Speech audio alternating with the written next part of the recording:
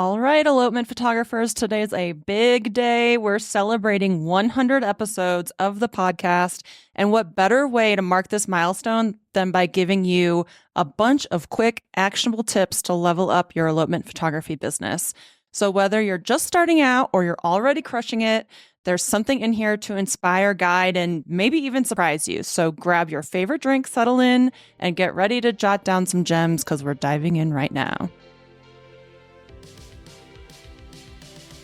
Welcome to Stoked, the podcast that helps adventure elopement photographers hit six figures and beyond in their businesses without hustling on social media. I'm your host, Megan McPhail, a former burnt-out emergency veterinarian that quit my hard-earned career to become an elopement photographer. Now I'm living a life I absolutely love, full of travel, adventure, and financial abundance, and I am hell-bent on helping you do the same. Are you ready to start booking out your calendar with dream couples in breathtaking locations and feeling genuinely stoked about your elopement photography business, life, and bank account? Then let's dive into this week's episode. Hey, it's your host, Megan McPhail. And your co-host, Todd Reedy. Thank you guys so much for tuning in to this special episode. It is episode 100. We have done 100 episodes weekly every Thursday for almost 2 years now. And I can't believe it. It's all thanks to you that we are here, you amazing listeners, elopement photographers, entrepreneurs, everyone that's listening. I can't believe we've gone from this just being a little idea that I was really, really afraid to do to now 100 episodes in and over 20,000 downloads. And yeah, it's really exciting. Yeah, so thank you so much. Yes. And today we were going to do an episode on 100 tips, but it started getting redundant and we were repeating ourselves and including some dumb things that we were just throwing in there to get to 100. So now we're doing 33 tips. These are 33 actionable tips that touch on mindset, marketing, client experience, gear, elopement planning, all the things. So these are things that we've learned the hard way, that we've seen firsthand, that we've taught others, and maybe we've talked about them on the podcast before, maybe we haven't, but I'm ready to dive in. Are you ready? Yeah, let's do it. Sweet. So first we're going to start with mindset and vision. Everything in business has to start with your mindset and vision. So our best tips for you, number one, is to define your why for being an elopement photographer. This is important. It can't just be for the gram or for people to pay for your travel. You got to have a deeper why behind it. Yeah, your business is going to get tough. There's going to be good times and bad times. And the bad times, you're going to question, why the hell am I doing this? Like, why is this worth it? And I've had to fall back on that several times. So figuring that out, whether you have to write it down or put it as your screensaver or a tattoo, whatever you want to call it. Yeah. It's important and you're going to need it. Yes, define your why. Number two is remember that photos are the most treasured possessions that people own by far. Our work is really important. So we may not be curing cancer, we may not be solving world hunger, but we are creating the most treasured possessions people own. That's important. Yeah. Number three is to let go of perfectionism. I want you to be a B or C grade student across the board in your business. Trying to go for all A's is going to keep you stuck. Yeah, there's just not enough time. There's not enough mental energy for it. Mm-hmm. So your B and C grade work is going to be good enough and your clients won't know the difference and they'll be happy regardless. Yes. Number four is celebrate both small wins and big milestones. So often we get stuck kind of like looking into the future, seeing how much farther we have to go that we forget how far we've come. So make sure you celebrate the little things and the big things. Even if it's just pushing publish on a blog post, celebrate that. And number five is make your business fun. I can't stress this enough. This seems silly, but so many people white knuckle their business and are stressed by it and feel a ton of pressure and stuff. And as soon as you start having fun in your business and being conscious towards making it fun, that's the best. You're going to attract more people. You're going to have more fun. It's not going to feel like work. You're going to get more done. You're going to put yourself out there more, and it's just going to be amazing. All right, so now we'll shift topics to marketing and branding. And so we have 4 under this category. And so the first one is number 6, Showcasing a full elopement day to attract your dream clients. So like you have to show what you want to shoot. And so if you want to shoot full day elopements, you need to kind of paint that picture, whether that's on Instagram or blogs or however you're going to show what you're capable of. You need to show a full day elopement. Yeah, you want getting ready photos, you want activities, you want food, you want picnics, you want a first dance, first look, all kinds of things. Show what you want to shoot. And if you want to shoot all day elopements, which I love and I think are the best for our couples too, then yeah, you got to show that stuff. Number 7 is one of my favorites, use Google Ads. Use Google Ads, guys. That's the best way to show up first on Google, target the right couples, book out your calendar. Every single photographer that I have helped hit 6 figures in their business, it has been because of Google Ads. If you are not using Google Ads, then you're going to be on the struggle bus. That's just how it is, period, point blank. All right, the next one, number 8, is sharing testimonials and behind the scenes moments on your social media to build trust. So the first part of that is testimonials. Like people want to know that your previous clients are happy and that you've done a great job. But then the other side of that is behind the scenes, like what it actually would look like to have you as their elopement photographer. They want to see how you're navigating the day, how you're interacting with your couples, how you're, interacting with the environment, all the different things. So build the trust, show yourself on your social medias. Yeah. And that goes right into number 9, which is to share your own personal adventures and you yourself as a person, because people do want to connect with you. And that's really what I want us to use social media for. So I want you to help people get to know you by sharing your own personal life and travels and pets and stuff like that, so that people can connect with you on a deeper level before reaching out and inquiring and booking with you. Okay, next up, we're going into client experience, which is super important. Everything that we do should be so that we can give our ideal clients the best experience on their elopement day possible. So number 10 is to create a detailed timeline. And I love my timelines. They are very detailed, including drive times and buffer time for like changing shoes and whatever. But beyond just like creating the timeline, be confident with your plan because you are the expert in this moment, but have those buffers in the timeline for spontaneous moments or if things run long and stuff like that. Yeah, and we also like to have not necessarily like a line item in the timeline, but like having time to let the couple just like breathe and like be in the moment and take in the view without us interacting or, taking photos of them, like us stepping back and allowing them to enjoy their day. That isn't necessarily a scripted moment. Yeah, let them breathe, let them be in the moment, and don't think that you have to be constantly taking photos. I am not taking photos the whole elopement day. More times than not, I have my camera down, and then I just take photos during very specific periods. All right, number 11 is be cool going with the flow. And I'm like chuckling as I say that and smiling because I do struggle going with the flow, but super important to like, you just got to go with the flow. Like, yeah, you may script this beautiful timeline, but stuff's going to happen. Things are going to go off course, and being cool and like being like the guide and like knowing that if you're stressing out, your couple is going to sense that and then they're going to get stressed out. So like you really have to be just cool with it and know that you're in charge of it. You're going to make the best of it and you're going to be in charge of the day, but you don't have to be in charge of every single moment and every single minute. Yeah, definitely try not to stress, especially if you have to like utilize backup plans or something, because your clients will sense it. And the more fun they have, the better their experience will be, the better their photos will be.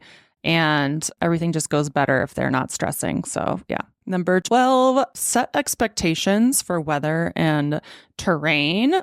So I really love to talk with my couples ahead of time about what weather is expected on their elopement day. And especially if we're hiking or even just going into the wilderness a little bit, I'm setting expectations. I'm explaining to them how long the hike is going to be, what shoes they should be wearing, when we'll have a bathroom next. Like I just don't want them to be totally in the dark. The more you set expectations, the better. All right. And then 13, I threw this one in here. So Megan and I are not gift givers. If you know the different love languages, One of them is gift giving, and we are not that. So we've tried to give gifts, but we just aren't very good. So the tip here is, if you are a gift giver, curate and give awesome client gifts. That's going to be huge. But if you're not, don't stress about it. Don't do it. Just let it go. Your clients are going to love you as a photographer. They're going to love you as a person, and their 5-star review or their experience is not going to be hindered by you not giving them some kind of gift. Yeah, I agree. Yeah, a lot of people think, oh, client experience is what gift I give. And no, client experience is way more than that. And it doesn't even have to involve a gift if that stresses you out. And I get stressed out receiving gifts from people too, because it's just more stuff I have to like manage. And I don't want a bunch of stuff. So yeah, if that's you and you resonate with that, then do your own thing. All right, next up, we've got preparation and planning. So tip number 14, always scout your plan.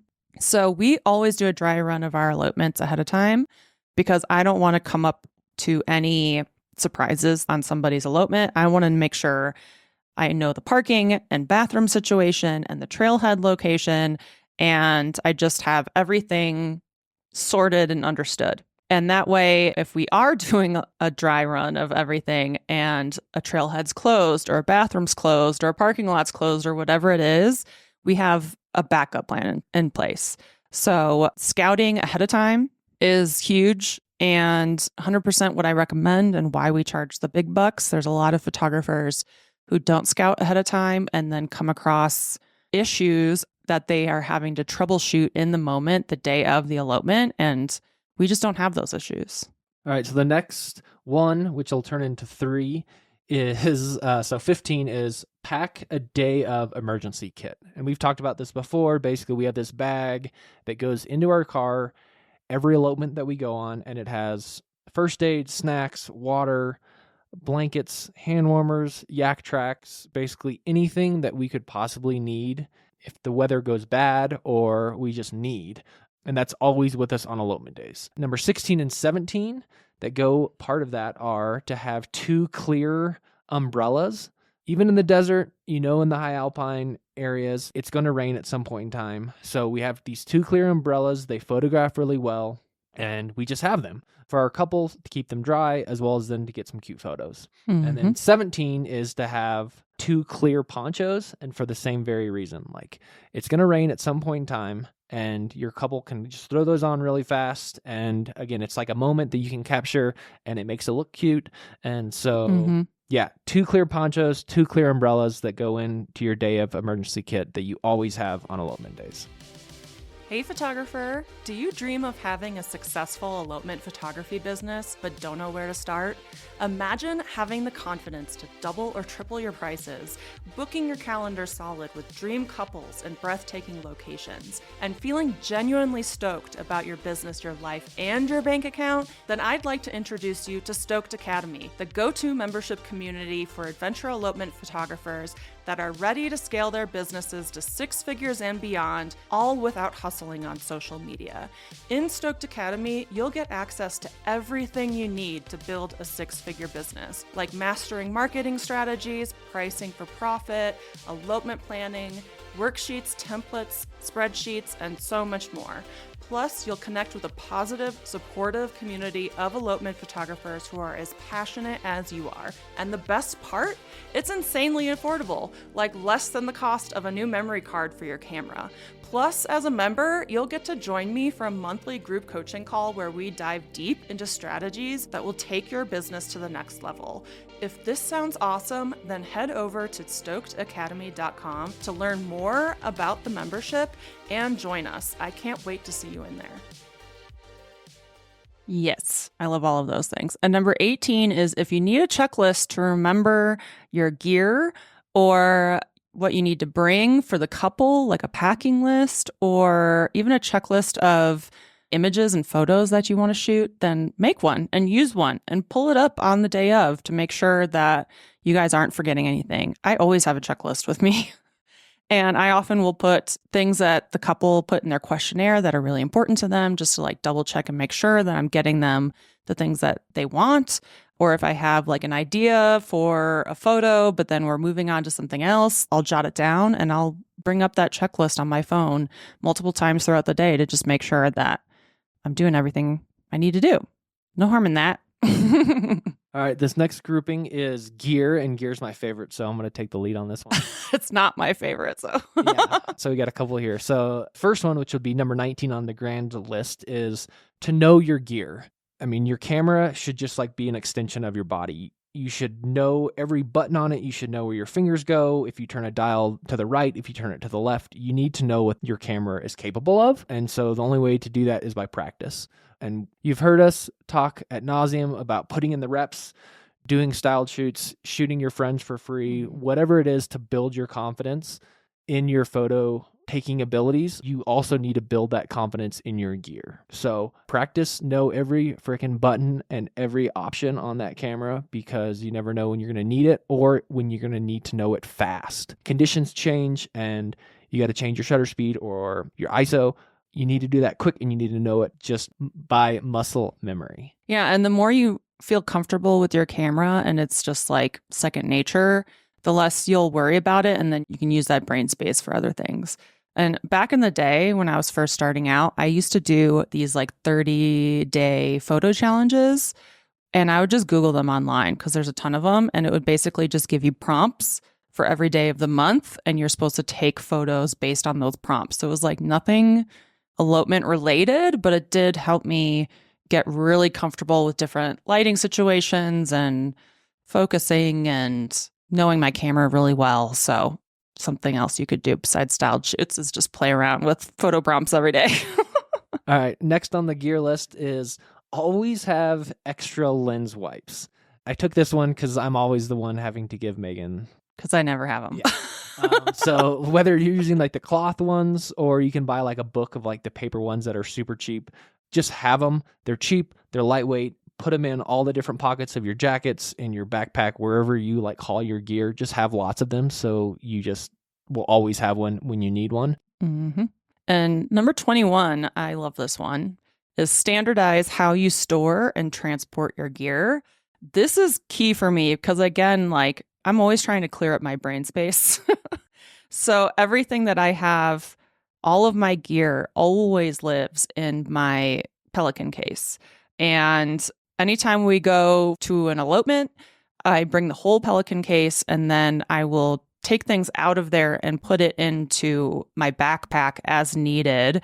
But essentially everything has its place in my Pelican case, and each camera goes into a certain place, each lens goes into a certain place, dead batteries go into a certain place, charged batteries go into a certain place, SD cards. It's just all has its place. I could look at my Pelican case and know if something is missing, but I also never close my Pelican case if something's missing. Like the only time I ever close it and snap it shut is if everything is in its perfect spot. That might be the neurodivergent in me. But I am crazy about that. And Todd even knows not to touch my stuff. Yep. Megan has her gear. I have my gear. I don't try to help. Mm-hmm. We just know our systems. A lot of this, I mean, this whole list is just like having systems and like having the way that you do things makes your life so much easier. Mm-hmm. All right. Next tip for gear is number 22. And this is to periodically replace your SD and CF cards. I don't think we should dictate how often you do that. I mean, you know better than we do how often things get used, how rough or how delicate you are with your gear. But I mean, the grand scheme of things, SD cards and CF cards are relatively inexpensive compared to having to deal with lost or corrupt data or running out of space when you're in the middle of the backcountry and you're out. So put some thought into it, make a regular schedule to buy new SD cards, whether that's every year, every 6 months. Again, make your schedule that works for you, but periodically replace those things because they are expendable. Yep. And the last one for gear is number 23. Just prepare for your gear to malfunction. Like at some point in time, your camera is going to do something wonky. It's not going to talk to the lens. It's going to not accept the battery, whatever it may be. Just like know that something bad may happen. And so we always have 2 camera bodies on us. We have extra lenses. So like always be able to continue to take photos. Wherever you are, like be prepared for something to go wrong with your equipment.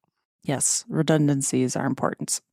The next section's my favorite, which is business and personal growth. So our tip 24 is to set clear financial goals for your business. Know how many elopements you need to book and how much to charge. I think a lot of people have this idea that, I don't know, their prices are going to magically go up or they're going to magically hit 6 figures somehow, but it has to be a very active thing that you pursue, like if you're waiting for some person to come along and be like, oh, you're so cheap, you should charge more or something, like that doesn't happen. I'm coming here to tell you that. I'm swooping in, but you have to set very clear financial goals for your business. You have to set how many elopements you want to book. You have to set the prices that you want to charge, and you have to work up to those things actively. It's not just going to happen for you. The next tip is number 25. That's similar, but you need to calculate and know the cost of running your business. We've talked about this many episodes, and I love spreadsheets and I love doing calculations, but knowing those numbers and like how much to charge, how much it's going to cost you to shoot an elopement, to travel, to do all of your back end, all of your softwares and your overhead, like knowing that information will allow you to make better data supported business decisions, which will then, in the grand scheme of things, make you more money, which is at the end of the day, like our big thing of running a business is to make money. And so having those numbers is the way to do that. Yeah. And I think most people are shocked when they fill in their cost of doing business spreadsheet that we have and see how much they're actually spending every month and every year and per elopement. Like they are shocked. It's expensive to run a photography business. So even just knowing those numbers might help you increase your prices just by the knowledge of like, man, I'm like actually losing money if I charge $1,500, I'm paying somebody for the privilege of shooting their elopement. So number 26 is a big one for me, which is track your numbers. Again, if you want to make important data-backed business decisions and do things actively instead of passively, then knowing your website traffic, your number of inquiries and where they're coming from, the percentage of inquiries that you book versus the percentage that ghost, how many consult calls you get on, how many bookings you make and where they're coming from. Like those are just all important numbers that you need to track. So again, get good at spreadsheets.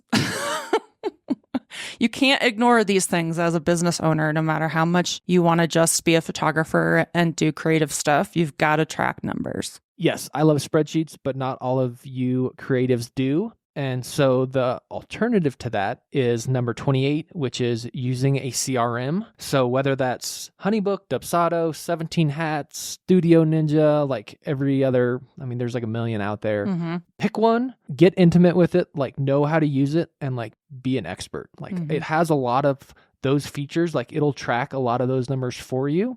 So if you're not a spreadsheet person and you don't want to manually do those things, rely heavily on your CRM. It'll do it for you and you're already paying for that service. So yeah, get real intimate with your CRM. And intimate with the data. Todd loves to say that line. And we can drop my affiliate link for Dubsado, which I think gives you a free month or 20% off, something like that. We can drop that in the show notes. Cool. And then 29 is to establish bookkeeping practices. So this is also not very fun and creative, but you got to keep track of your business expenses and your income. So we use QuickBooks for that, and it makes it really easy.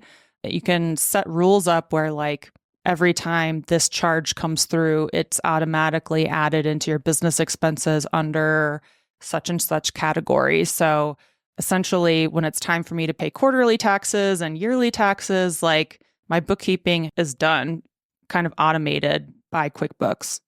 Yeah. And if you're not comfortable with running QuickBooks and you want to have someone to like do your bookkeeping Like, that's okay. Like, that we're proponents of outsourcing things that don't bring you joy or that rob you of your energy. So if you don't want to deal with it and it's stressful to you, hire a bookkeeper. Let them do it for whatever they cost. Yeah, I think like $150 a month or something like that. Yeah. So then that takes us to number 30, which is standardize how you save for taxes. So whether it's a percentage of each booking that comes in or each payment, whether you take a chunk out of your income every month or whatever that looks like in your business, standardize how you're going to save for taxes. So at the beginning of the year, it's not like a freak out. It's standardized and everything will be taken care of. The money is going to be in a different pot because you've been proactively saving for it and knowing that you're going to have to cough up some money to Uncle Sam. And putting in a high yield savings account is what I do. And I tend to, just because we have so many little things coming in all the time from like our low ticket stuff in Stoked Academy, I save a certain amount a week towards taxes. But before, when we were just doing elopements, it was a percentage. So yeah, again, just figure out what makes the most sense for you and standardize it and save that money. And if you're paying a lot in taxes, that means you're profiting a lot. And don't be one of those people who's like at the end of a successful year and you have to pay like $20K and you don't have it. Like, don't do that. Okay. 31 is to prioritize self-care to avoid burnout. And there's a lot. I mean, we have probably multiple podcast episodes about all of this, but essentially the best thing you can do to prevent burnout is to set boundaries and stick to them that help you preserve your energy. And then another really great thing you can do to avoid burnout is charging a lot of money so that you're working less per elopement and working smarter and not harder. Don't overbook yourself, you guys. I think we got out of order. We skipped 27. So we're going to go back to 27. It just felt better to skip it, but now we're going back. So number 27 is to build a network of trusted vendors for referrals. So your couples are coming to you as the expert and they're stressed and they want their elopement to be easy. And so by you being the expert and like being able to provide those referrals to like vendors that you know and trust and love, will go a long way for not only you, but for your clients. So our recommendation is to have kind of the top ones are, having videographers in your back pocket, and like to hang out with and know they do good work, florists, and then hair and makeup. I feel like those are the three big ones for elopements. Am I missing any? Maybe officiants. Oh, yeah, that's a good one too. So have a few of those in each category that you just love and would be happy to put your neck on the line and say like, yeah, I trust Bob, the officiant, or Sue, the florist. Have those and be ready to give those to your clients. Yeah. And then back to 32. Tip 32, have a community and make sure it's not a toxic community. A lot of Facebook groups are toxic and give horrible, horrible advice. So if you don't feel uplifted by a Facebook group, I would leave it. But there's so many times where the answer to our problems is to lean on your community. And so it could be an online group, it could be a forum, it could be real people who live in your city that are photographers. It could be your Instagram friends, your TikTok friends, and having a community is key. And I don't know what I would do on the bad days if I couldn't rely on my Instagram besties, and my Stoked Academy members and the Elopement Photographer Mastermind members and my Google Ads course members. Like, they're all so amazing.